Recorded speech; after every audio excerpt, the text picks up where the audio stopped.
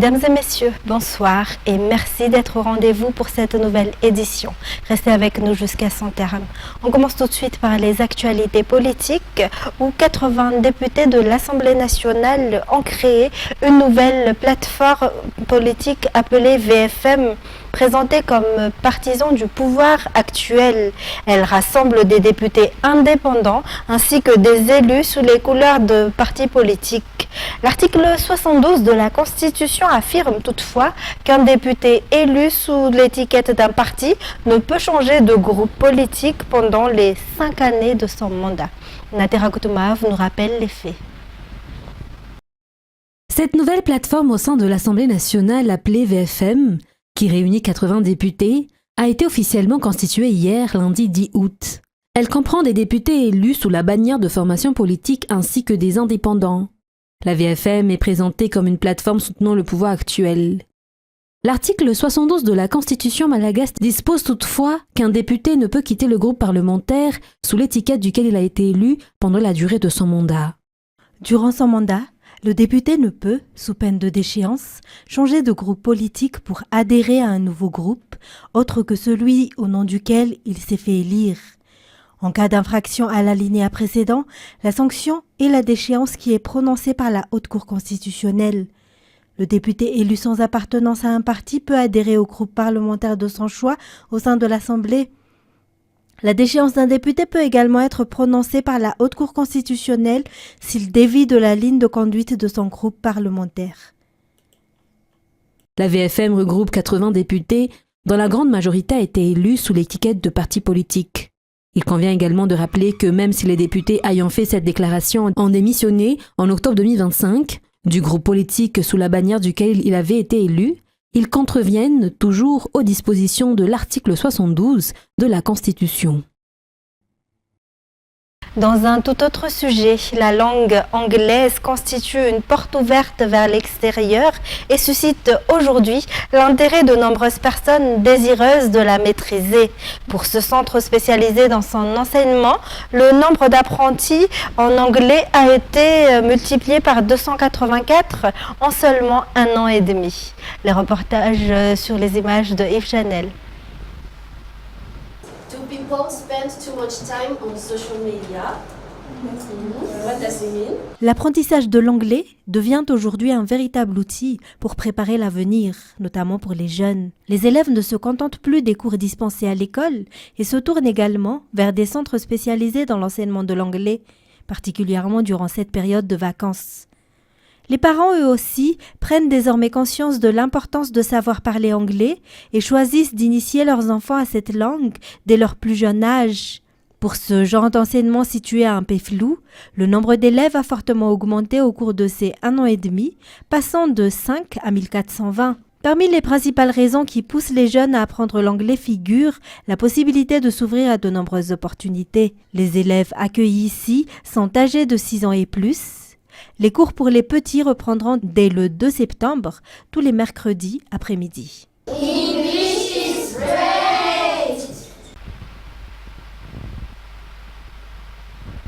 Et il n'est plus nécessaire d'entrer dans une salle de classe pour apprendre l'anglais. Aujourd'hui, un téléphone ou un ordinateur avec une connexion Internet suffit pour permettre aux jeunes d'accéder à des leçons, d'apprendre de nouveaux mots ou encore d'améliorer leur prononciation. Des réseaux sociaux comme TikTok ou YouTube, initialement conçus comme des plateformes de divertissement, deviennent également des outils d'apprentissage. Reportage toujours sur les images de Yves Chanel. Repeat one more time. Pour dire vous vous souvenez, dites do you remember. Et pour dire très bien, continuons, dites very good, let's continue. Pour aller plus loin.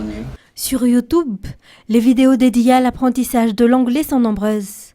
Leçons courtes, vocabulaire, prononciation, conversation du quotidien. Elles sont accessibles à toute personne disposant d'un téléphone ou d'un ordinateur, où qu'elle se trouve. Pour Mandanienne, regarder ce type de contenu sur les réseaux sociaux fait partie de sa méthode pour apprendre l'anglais. Il y consacre environ 2 heures par jour. Autre avantage majeur, la possibilité de revoir la leçon autant de fois que nécessaire. Vous n'avez pas compris un mot? Vous mettez la vidéo sur pause, vous la relancez, vous l'écoutez à nouveau. Et une fois que vous avez compris, vous poursuivez. Une méthode qui permet à l'apprenant d'évoluer à son propre rythme. Pour les enseignants, en revanche, TikTok et YouTube peuvent constituer des outils complémentaires, mais ne sont pas forcément destinés à remplacer complètement l'enseignement en présentiel. Car maîtriser une langue ne se limite pas à connaître du vocabulaire, il faut également la pratiquer, échanger et bénéficier de corrections. Et puis dans les actualités sociales, le nombre de passagers empruntant la route nationale 6 a augmenté de 5% actuellement par rapport à l'année dernière. En revanche, le nombre de vacanciers a diminué par rapport à la même période de l'année dernière, selon les responsables de la gare Maki Indutapenak. Détails sur les images de Yves Chanel. La famille de Anj se rend à Atsranan pour une semaine de vacances. Ils sont 7 au total à faire le voyage. Tout a déjà été organisé concernant la rentrée scolaire des enfants avant leur départ en vacances. Le trajet coûte 140 000 arrières. Il faut compter entre 36 et 48 heures pour rejoindre Atsranan. 2 chauffeurs se relaient pour effectuer le trajet. Selon les explications du chauffeur, près d'1 million d'arrières de carburant est consommé à chaque voyage.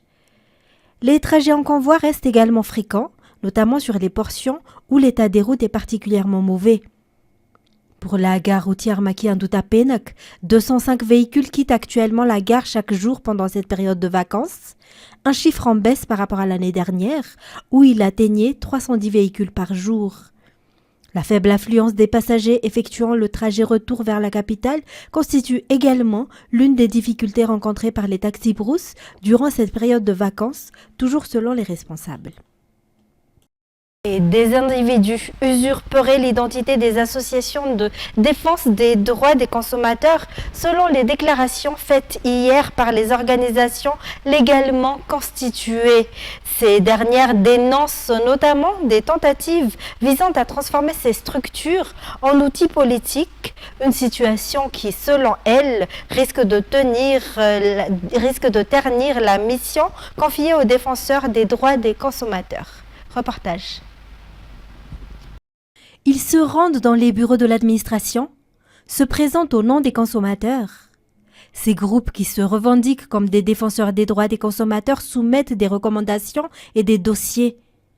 Des escrocs dénoncent les associations légalement reconnues dans la défense des consommateurs. Les associations dénoncent également l'utilisation du nom des consommateurs à des fins politiques. Leur mission n'est pourtant pas celle-ci, mais bien de défendre et de promouvoir les intérêts des citoyens sur le marché et dans les différentes activités commerciales. Les associations de défense des droits des consommateurs appellent à des mesures face à cette situation selon leurs déclarations faites hier. Récemment encore, une fausse association de défense des droits des consommateurs avait été démantelée et ses membres placés en détention provisoire. Et il est désormais interdit pour les cortèges lors des circoncisions et autres retournements de mort de bloquer la circulation. Par ailleurs, les nuisances sonores et les festivités sont limitées jusqu'à 21h, sauf autorisation spéciale. Ce sont les nouvelles mesures prises par la commune de Bemasoanju-Itos afin d'encadrer les cérémonies de circoncision et de retournement de mort. Une décision qui, selon le maire, ne vise en aucun cas à empêcher les pratiques culturelles malagasy. Antoniana Martina, Zara Jiansu.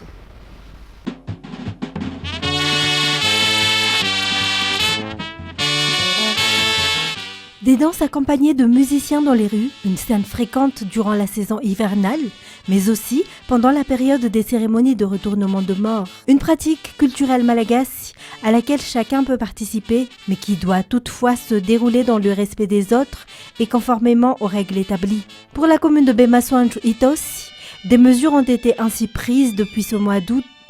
Une organisation spécifique est désormais prévue pour les danses et festivités qui se déroulent dans les rues traversant les axes routiers de la commune.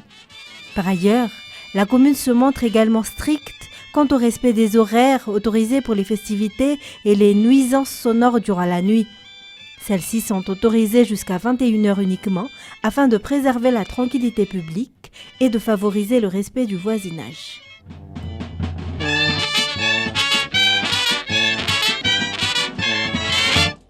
Et passons à présent aux actualités internationales.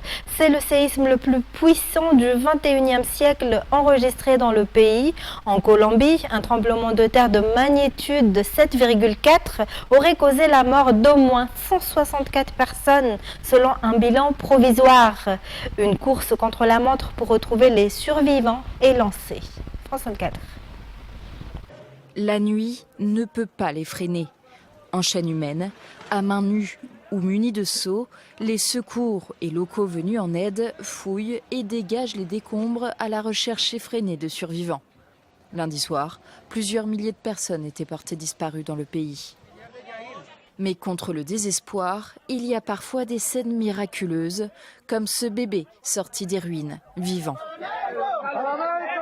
Face à l'ampleur de la catastrophe, le président colombien, en fonction depuis moins d'une semaine, a déclaré l'état d'urgence. Il se dépêche dans les différentes régions touchées par les secousses.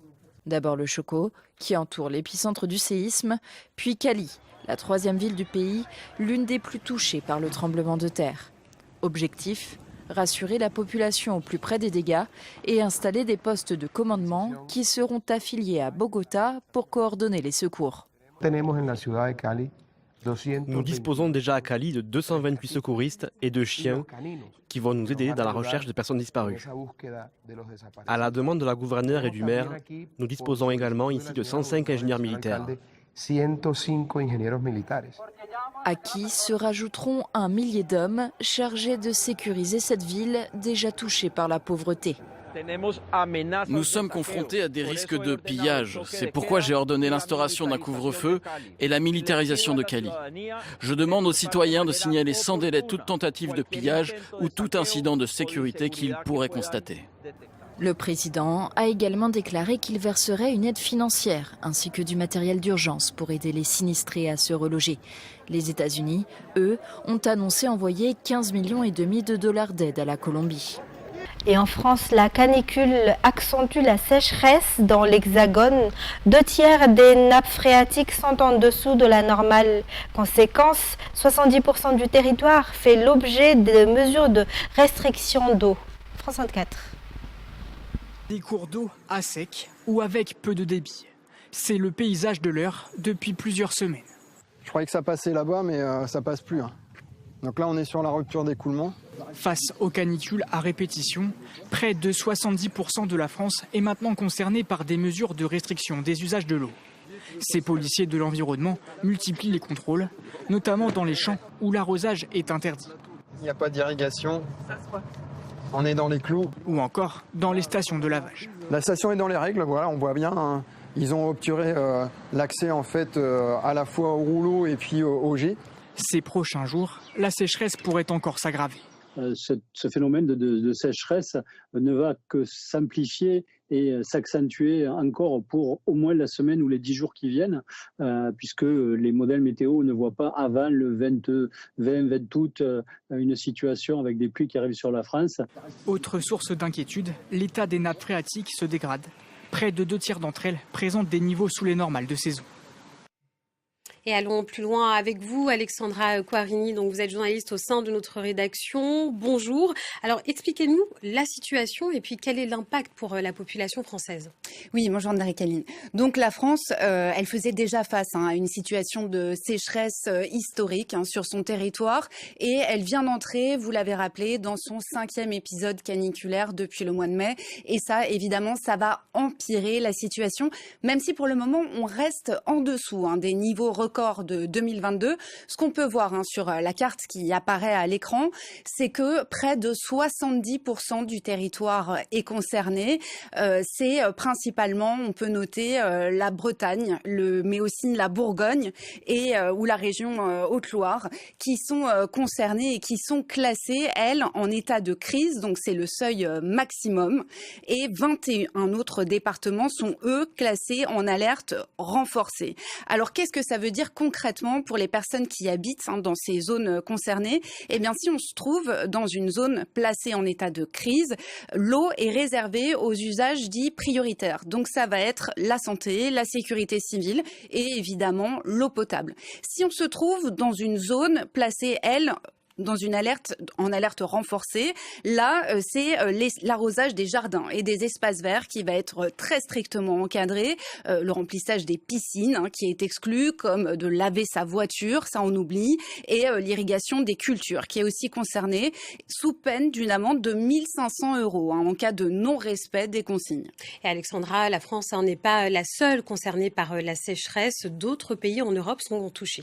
Oui, la quasi-totalité de la Suisse est également concernés, mais aussi la Grande-Bretagne, où là c'est près des 3/4 du territoire, avec 27 millions de personnes qui sont soumises à des restrictions d'eau.